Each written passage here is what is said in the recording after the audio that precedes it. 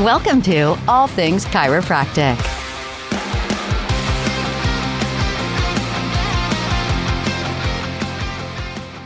Well, guess what, Doc? What? This is the anniversary of our completion of our first year of podcasting. Wow, time flies when you're having fun, right? It is. It's been a great year. Oh my God. Yeah. I mean, suffering you a little bit, but It's been a great year Yeah. anyway. Yeah. So looking back on that year, we hope that everybody out there listening has enjoyed it. We certainly have and do, and we're going to ramp it up this year a little bit. We've got, some guests lined up for this year. Nice. Exciting people. I'm Yeah. excited to even talk to them. Right. I mean, the listener feedback about reducing the amount of time you talk is out there. I'm just kidding. I'm going now. Yeah. But I think it's I been thought a we were trip. going to change it to All Things Mark Davini. Yeah. Basically, that's the subtitle of this whole podcast anyway.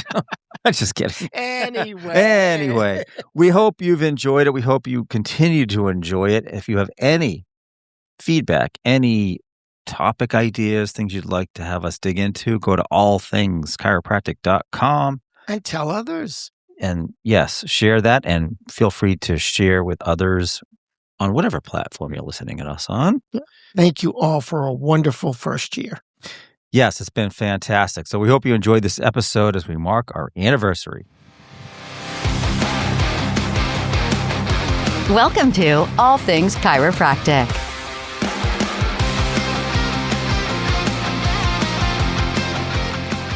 Welcome to another episode of All Things Chiropractic. I'm Paul Andrews. I'm Dr. Mark Davini. Okay, so not to get in your face, Doc, but today's episode is what? Standing up to confrontation, you. Do you like confrontation? I don't think anybody. You're Italian. You don't mind it, do you? Come on. No. Yeah. I don't. You know what's funny? I really don't like confrontation, but the way my life is set up with the things that I do, it happens a lot. Yeah. If you weren't skilled at it, how would you complete your tasks? So speaking of skilled at it, I can tell you that my years of participation on regulatory boards and my town boards and being chairman of these respective boards has taught me diplomacy. It has created an education that's not why I started that. It's just been a benefit of volunteering or being on these particular boards because you have to deal with personalities in a professional manner, you know? But you also have to communicate effectively, and without the ability to confront, or if you don't learn those skills, all you end up being, you end up dancing around issues, or the information isn't communicated properly. It's all passive-aggressive type of thing, behavior that never works. So it's a skill. It's something that you have to learn and perfect. Maybe this tagline could have been, instead of standing up to confrontations, don't recede. Don't recede. You know? We're not talking about hair. Yeah. Yeah, exactly. But that's it, because if you cower back from your position when you know your position is accurate or you are passionate about your position, then you end up giving up real estate and then forget it. Then I hate to say the word losing, because I don't think it's a winning or losing thing. I think it's about communication and clarity. Exactly. Doctors and CAs, I want you to think about every time you've had to confront a patient or had a confrontation with a patient. I could almost promise you, if not 100%, pretty close to 100% of the time, it comes from the fact that there's information that was not effectively transmitted up front or before.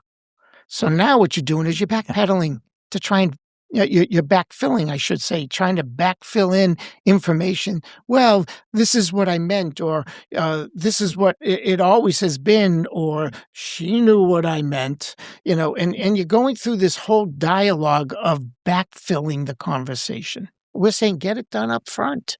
Let me give you a real-time example of exactly that. So one of my billing clients, helping them I'm helping them with patient balances, meaning, some of the procedures and protocols because their patient balance AR is pretty high. And they hired somebody who was really good at and bold about calling about balances, right? Hmm. And so if I were to bottom line why this office got into this situation is because they had a few people at the front desk that absolutely were unable or their skills at confronting or asking for money was poor. And now you fast forward months, or maybe even years later, asking for the money. The first thing they say is, why didn't someone tell me before? Isn't it? It's the whole concept of informed consent. It's the whole concept of what your financial responsibilities are. You're a billing company. You're the billing person, and I know you're a strong advocate of verification of benefits in advance. Oh, yeah. In advance. What happens when you don't have that?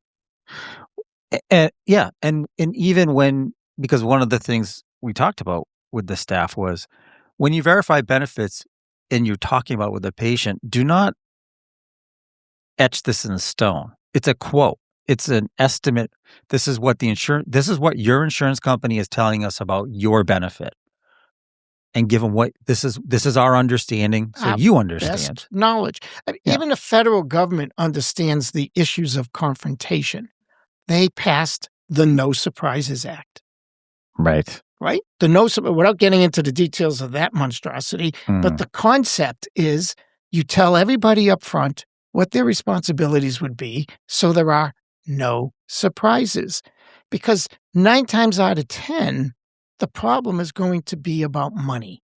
Oh, yeah. And, the dentist did us a favor many years ago. I've mentioned this a number of times, but, they did a study and they found out that the patients who were most unsatisfied with their dental work were patients who had balances.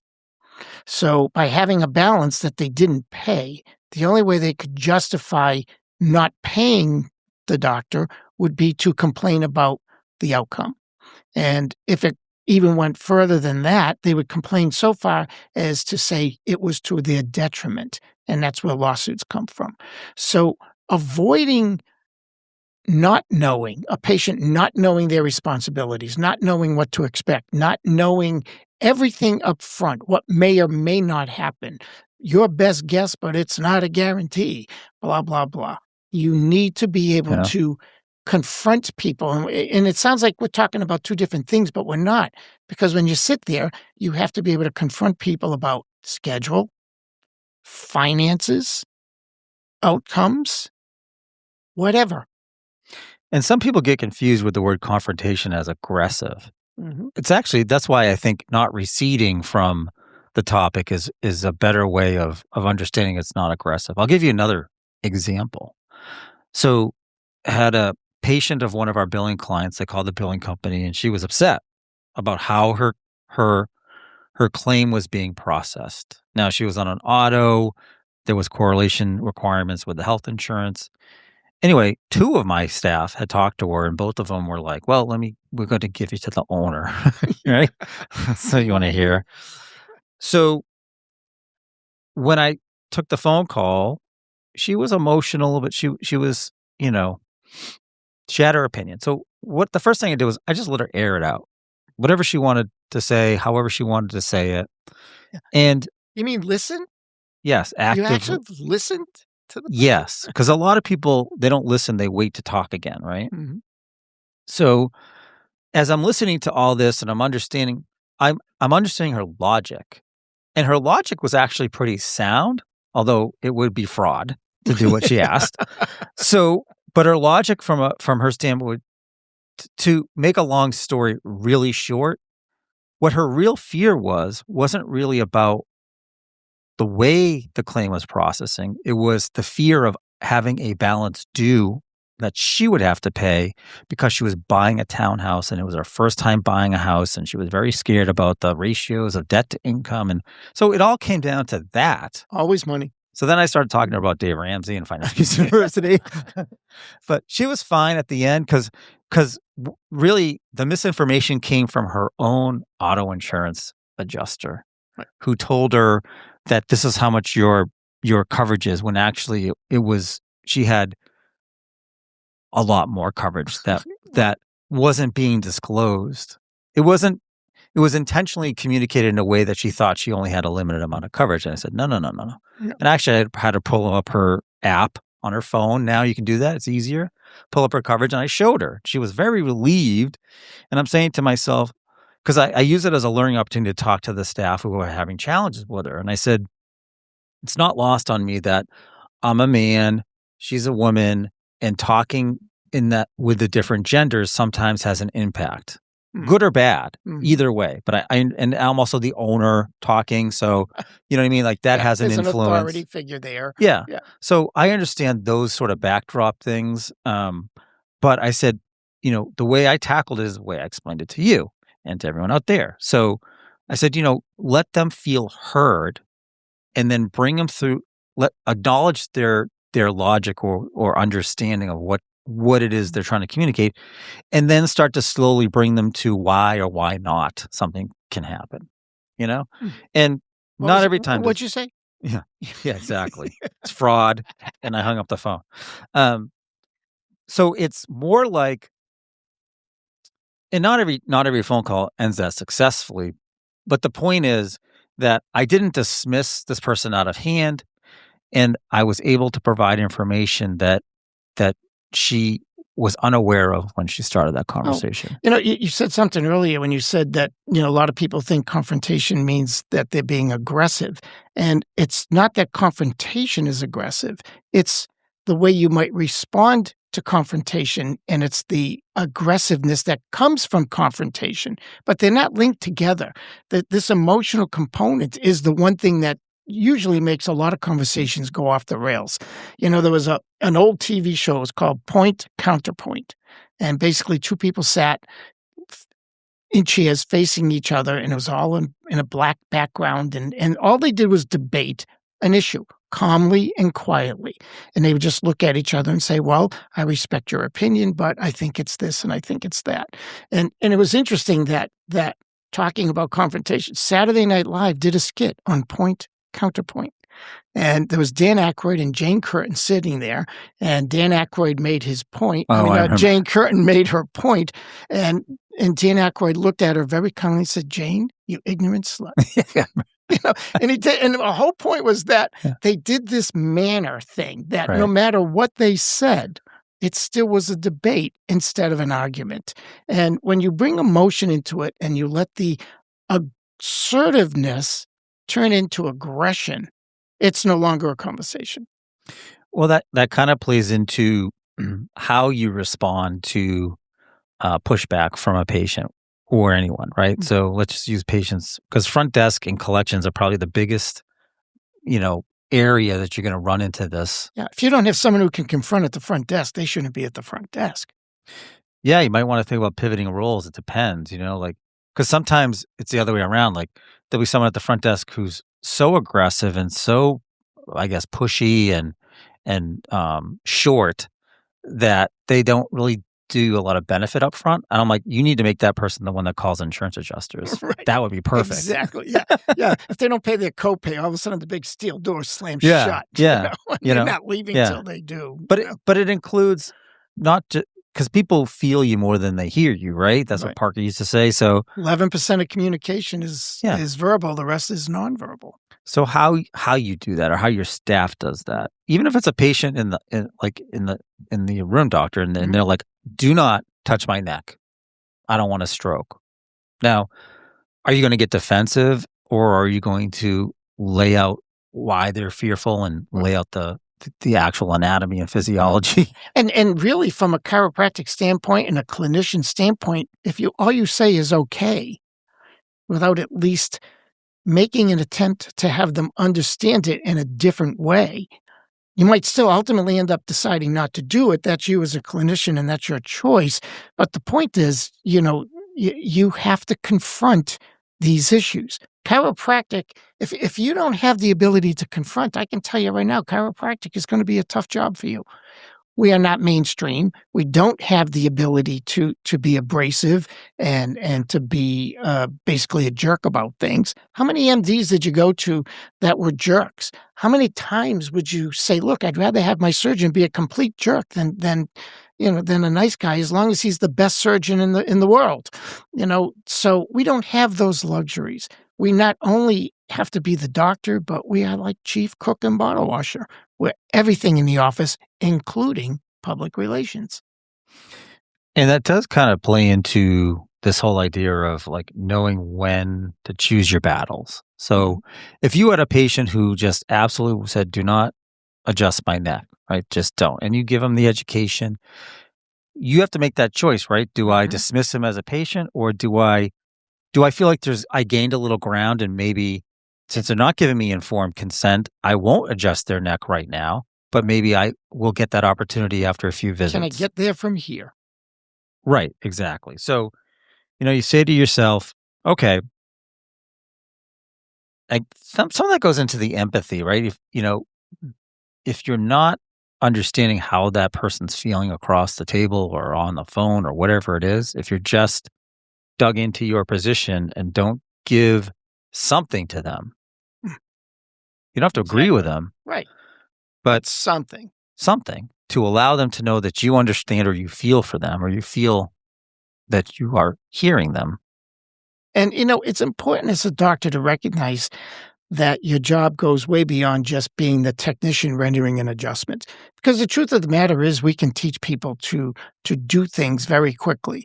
We can't teach people to be a doctor. We can't teach them to be sympathetic and empathetic, to listen and to put themselves in their place and to try and meet them at their level and to bring them from point A to point B in their understanding of healthcare and chiropractic. I mean, these are all things that we do or should be doing every day with patients. And one of them is making sure that there is a clear communication between us, that you can't be afraid to collect a balance.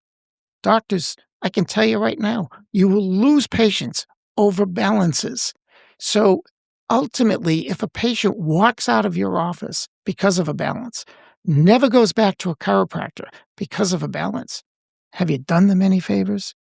Have you done yourself any favors? Even worse, they'll end up trashing you on social media and Google reviews. It's a lose-lose situation. Yeah. So if you develop these confrontation skills so that whenever there is any kind of issue, whether it be financial or clinical or otherwise, then you will be a better doctor. You will have a better practice. You will thrive more.